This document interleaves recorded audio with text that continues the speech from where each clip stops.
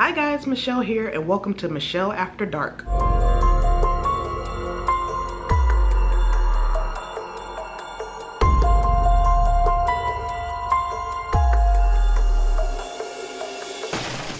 Okay, so today we're going to be discussing the case of baby Sterling. I know I said that I would be putting out videos once a week. Going to change that. It's going to be either every week or every other week or something like that.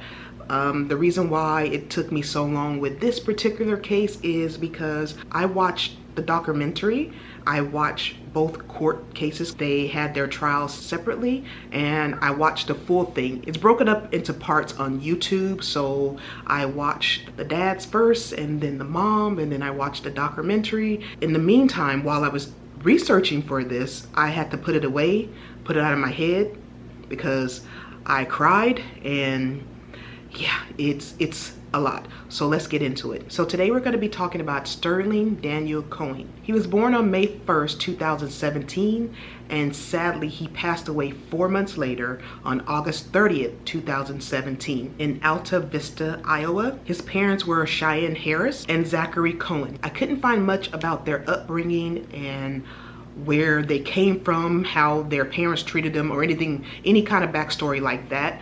But Zachary Koehn, he was raised in a Mennonite family by adoptive parents who kicked him out at the age of 16 for drinking and smoking. He started using methamphetamines. I always have a hard time saying that, so we're just gonna say meth. He started using meth at the age of 17, and he said he started doing it because the company that he was working for, which was a trucking company, he used it to stay up at night while he was driving. He said it was better than no dose. He married in his early 20s to someone named Sherry. They had a son and then they divorced. But the son went to live with his parents. We don't know why, but I'm suspecting it could have been the drug. Now, in 2014, he began dating Cheyenne Harris. He was 25 and she was around 17. And first of all, after a year of them dating, they had a daughter born on November 15th, 2015. So she was healthy and didn't show any signs of abuse. So at that time, they were living in Louisiana, but Cheyenne wanted to move back to Iowa. So they relocated back to his hometown,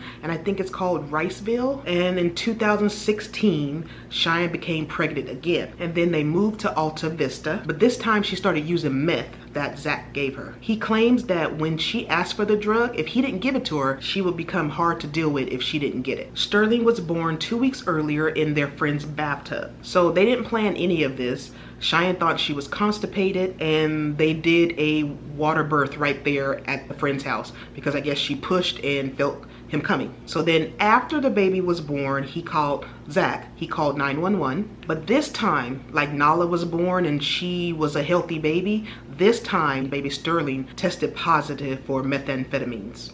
I said it. It was suspected that Zach wasn't the father of baby Sterling. People in his family were saying you should get a DNA test because your kids, your older two kids, are more darker skinned and Sterling is more fair, which we all know genes could be all over the place. When he came to trial, so the prosecutors pushed that that was the reason why he neglected baby Sterling, but we'll get to that later. Zachary said multiple times that that wasn't the factor, that wasn't the reason why he neglected baby Sterling. He said he never changed a diaper because it upset his stomach. So Cheyenne was the one responsible for changing all of his diapers, which was a load of crap.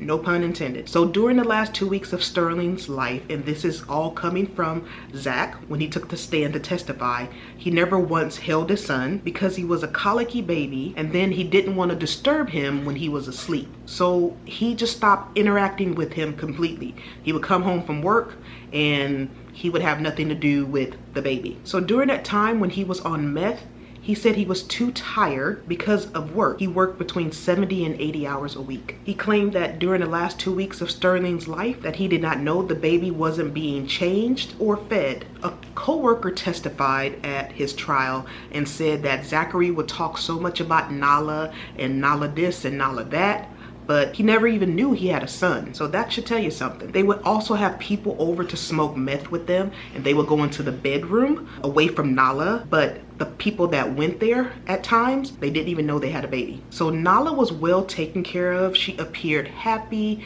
healthy. Someone even said that, you know, she was a chunky little girl, clean and properly clothed. So like the normal 2-year-old. So they took care of this child, but not Sterling. So they were completely capable of taking care of a kid, even though they were on drugs, keeping that kid fed. And if this kid was chunky, then, you know, this kid was eating well. So they had the ability. On August 30th, 2017, Zach claims he was woken up by Cheyenne crying, saying, "He's gone, he's gone." He asked her, "Who's gone?" And she said, "Sterling." He jumped up out of bed and went into the back room, touched his forehead, and he was cold. He saw blood coming out of his mouth and dialed 911. I have 3 adult children, 2 of whom still live with me, and on their days off, they sleep in, whatever, but if I don't hear them moving around or see them come out to use the bathroom to get something to eat, I'll go in their room and check on them. So why wasn't this kid being checked on? So they claimed it took them a while to reach 911 because they lived in such a small town and that he wasn't able to get cell phone reception. So he said it was hard to get a signal with Verizon, but he had time to do drugs before he called. Now think about this. If you called 911 on a cell phone, FCC regulations, and I looked this up, you guys, FCC regulations require it to connect to any cell tower regardless of what cell phone company it is. Even if you didn't have a plan with the phone, by law, it will connect to the closest tower. So he called 911 and I listened to the 911 tape and he sounded disconnected. He sounded like he was just telling a story. He wasn't crying. He didn't seem concerned. It was like he was just telling a story about his day, and he was very calm with it. So he claims that Cheyenne fed him around 9 o'clock that morning and that he was fine, right? So when you feed a 4-month-old baby, you just don't hand them a bottle. You pick them up to feed them, right? And then when she went back in around 11:30, that's when he had passed away. And he kept saying maybe he died from SIDS. I think that's what it is. This was not the case. They left him alone in a room for more than a week with no food, not even a clean diaper. The kid is going to die. So first responders got there within minutes because it's a small town. And when she got there, she was in a panic because, you know, she know there was this kid that needed help. The family was outside and she asked, "Where's the baby?" And they just said inside. And she's like, "Well, show me. You know, wouldn't you be flagging the ambulance down and like here this way, pretty much dragging them out the car, and, you know, and telling them to come this way?" No, they seemed disconnected to the whole situation. So when she got in the room, she was taken aback. There was a stench of urine. It was dark and stuffy. So she looked in the crib and she's like, "Where's the baby?" Zach said, "Oh, he's over there in a swing."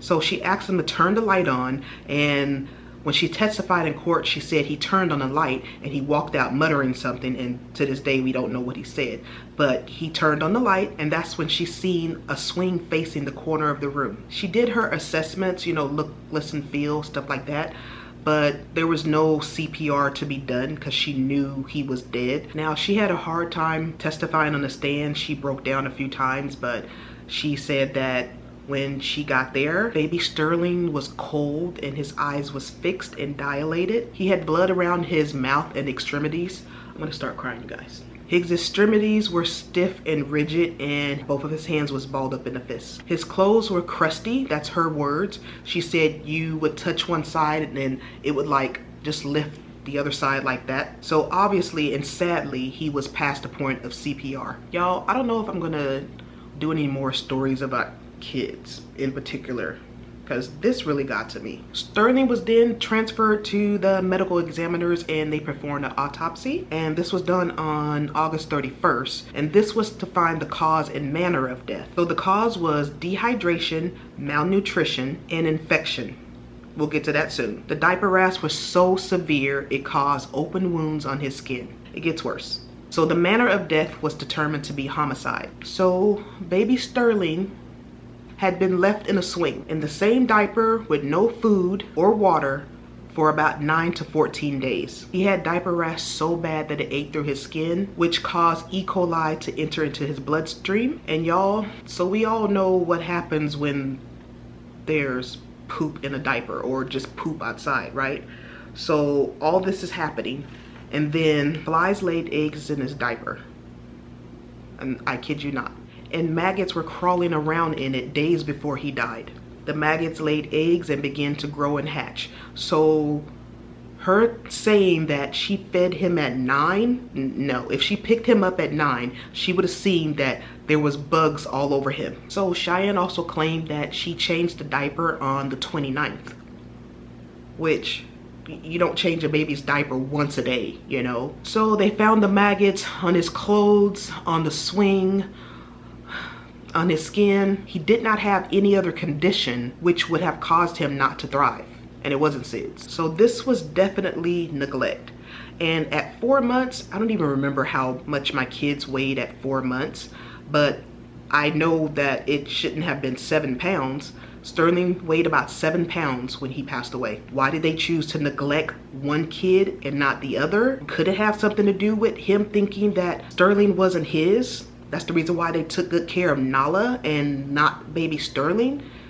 They were on drugs. They still took care of Nala. So I don't know. Everyone that walked in, the policeman, the first responder, the detectives, everyone that came said when you walked in the door, the first thing you smelled was urine and the feces smell. So there's no way that the parents did not smell this. And I'm sure the poor baby, okay, I need to get a, y'all, I'm so sorry, but I'm sure that poor baby was screaming his head off, because if his skin is broken through, so he's in pain, everything's raw, and then he has bugs and maggots and flies crawling all around him. So I know he was screaming his poor head off because he wasn't being tended to. But they put him in the room, turned the light off, put him in a swing, facing the corner like, you know, he's being a bad kid. And they even had like a blanket over the curtains to make it even darker in the room. So he was in a dark, stuffy room. So Zachary and Cheyenne were both arrested on October 25th, 2017. I don't know why it took them that long, because it was obvious what happened or what didn't happen. They were both tried with first-degree murder and were tried separately. So at Zach's trial, his attorneys tried to argue that he wasn't responsible for the death because it was Cheyenne's responsibility and she was the primary caregiver. But you're the dad and you live in the house, but it's your wife. I mean, I know every family dynamic is different, but no, that's not gonna fly with me. They also tried to say that it was because of his Mennonite upbringing, which I know nothing about Mennonites. Traditionally, the father would be working while the mother did like 100% of the child rearing. And the defense also tried to say it was because of his 8th grade education. That was the reason why he didn't know how to care for a child properly. Even an 8th grader will know you need to change your baby's diaper more than 1 time a day. They need to eat more than 1 time a day, or they need to eat, period. So to me, that's not an excuse either. They were reaching. And obviously Nala was being well taken care of. So when the question was asked, why was everyone in the house being taken well care of, but baby Sterling was put in the room to die of starvation and malnutrition? He said, I put my trust in the wrong person. Okay. He blamed Cheyenne completely. Oh, and I forgot to mention that even the family dog was being taken care of better than baby Sterling. So Zachary was found guilty of first-degree murder on November 6, 2018, and he was sentenced to life in prison without the possibility of parole. So at Cheyenne's trial, her mother testified, and Cheyenne was looking like very disconnected from what was going on and what was being said, and she teared up a little bit when her mother got on the stand. And I won't show a picture of her mom because I guess her mom was having a lot of death threats, which to me it's like, okay, the mom didn't do it, the daughter did. She asked not to be recorded in court, but I still found her picture online because you know how online is, but I'm not gonna put it on here because I'm just gonna respect her wishes. But she teared up a little bit when her mom was talking. But Cheyenne's attorneys, and why am I picking people with, I think my first video I did, it was Michelle, and I'm Michelle. Now this is Cheyenne. I don't know if y'all know, my oldest daughter name is Cheyenne, but it's spelled differently. So Cheyenne's attorneys tried to say that she suffers from depression, postpartum depression, and mental health, and she self-medicated due to this, and that she's not evil, and that she's not a monster. And did they really think that was gonna fly? And don't get me wrong, all those things are real problems a mother could have, but it's not a valid reason for leaving her kid in the same room for over a week, in a dark room, in the same diaper with no food for over a week. Her mental issues didn't stop her from caring for 2-year-old Nala. So yes, she clearly had some mental issues going on. They both did, but that's not a reason that she shouldn't be held responsible for the death of her baby. And also, Cheyenne's defense attorney tried to say there were no broken bones, he wasn't abused, CPS was never called out on him, he didn't have any bruises on him, and that she meant no harm, that she's not the abuser here. They were reaching, y'all, because neglect is abuse. So on February 6, 2019, Cheyenne Harris was found guilty of first-degree murder and was sentenced to life in prison without the possibility of parole. So what do you guys think about this? Have you guys heard about this case? I mean, just hearing the testimony and seeing the pictures, I mean, they blurred out a lot of the pictures, and I'm not even gonna put those ones on here because it's so disturbing to me. How can, I mean, a poor innocent baby that's just like abusing an animal that requires you to take care of it. You know, I don't understand why they took care of one child and not the other. Have you guys heard about this? Tell me what you think. So I did watch the documentary called Locked Up with Lifers, and this episode, she was in it. She claims she's being bullied in prison and that her life in prison is hard and she thought it would get better. What do you expect? I hear that they treat people who kill kids and who molest kids and stuff like that.